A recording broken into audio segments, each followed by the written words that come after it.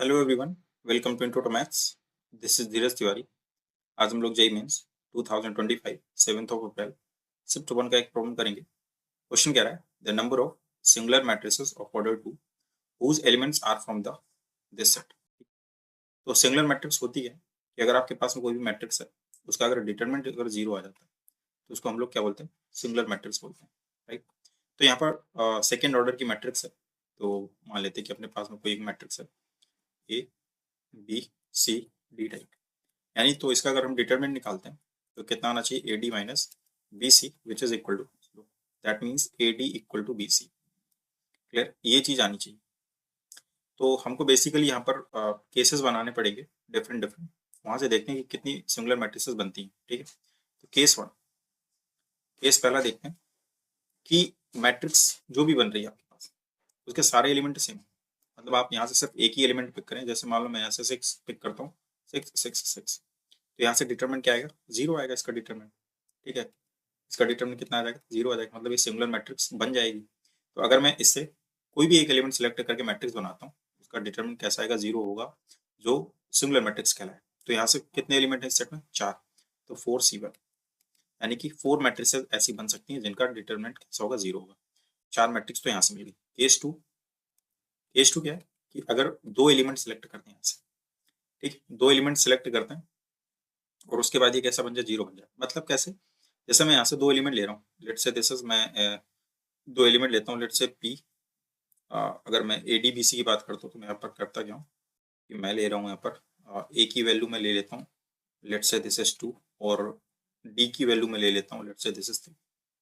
ठीक है, तो यहाँ से एलिमेंट भी वैसे ही पिक करूंगा मैं, बी की वैल्यू भी मैं ले लेता हूँ यहाँ पर, लेट से 2, एंड सी की वैल्यू ले लेता हूँ मैं यहाँ पर 3। तो आप यहाँ से अगर देखो, ए डी 2 इंटू 3 कराते हो कितना आएगा? 6 आएगा, और 2 इंटू 3 -6 विच इज 0।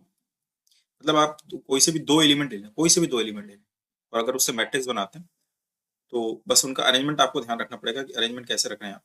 जो भी दो एलिमेंट ले रहे हैं आप, वो क्रॉस होने चाहिए। यहाँ पर जो एलिमेंट रख रहे हैं वो यहाँ पर डिफरेंट होना चाहिए। जैसे यहाँ आपने 2 रखा था, यहाँ फिर 3 रखेंगे। ठीक है, ऐसे एलिमेंट आपको रखने हैं ऐसे। तो अब इन चार में से आप तो कोई दो सेलेक्ट कर सकते हो, तो बेसिकली 4C2 हो गया। बट ये तो सिलेक्शन हो गया, अब उनका अरेंजमेंट भी तो करना है आपको। ठीक है, तो ये जो दो एलिमेंट है ये रोटेट कर सकते हैं, अपनी पोजीशन को चेंज कर सकते हैं।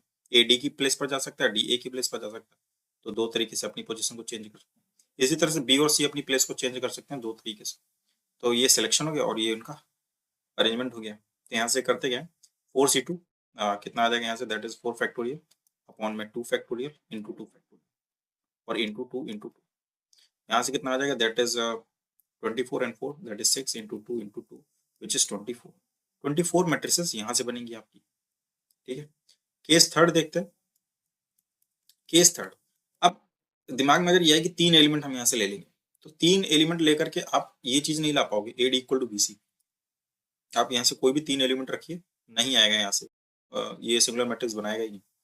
केस थर्ड में लेते हैं कि 4 एलिमेंट हो, 4 एलिमेंट आप चारों डिफरेंट एलिमेंट हो, तो चारों डिफरेंट में से ऐसे रैंडमली नहीं आएगा। आपको यहाँ पर देखना पड़ेगा पेयर कौन सा बन रहा है। जैसे हमें यहाँ पर बेसिकली चाहिए A D minus B C equal to 0, मतलब A D equal to B C चाहिए। क्लियर? ऐसे एलिमेंट होने चाहिए।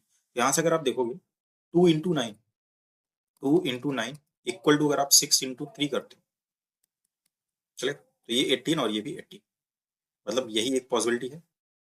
अब ये लेकिन अपनी पोजीशन को क्या कर सकते हैं? चेंज कर सकते हैं।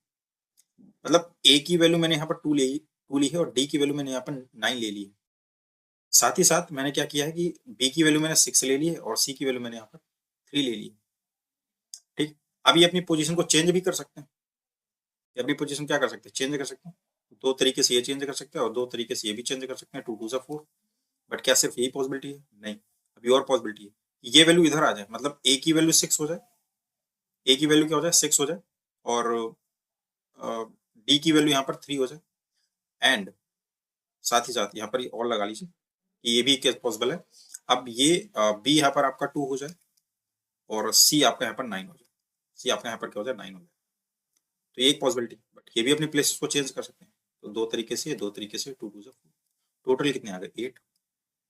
टोटल कितने आ गए? 8। तो केस थर्ड में ये 8 मैट्रिसेस, 24 यहाँ पर बनी थी, 32 हो गई, और 4 ये 36। टोटल 36 सिंगुलर मैट्रिसेस बनेगी, जो कि इस सेट से अगर आप एलिमेंट पिक करते हो, आंसर आपका यहाँ पर 36 होगा। तो आई होप कि ये सॉल्यूशन आपको समझ में आया होगा। मिलते हैं नेक्स्ट सेक्शन में नेक्स्ट क्वेश्चन के साथ में। तब तक के लिए स्वस्थ रहिए, मस्त रहिए।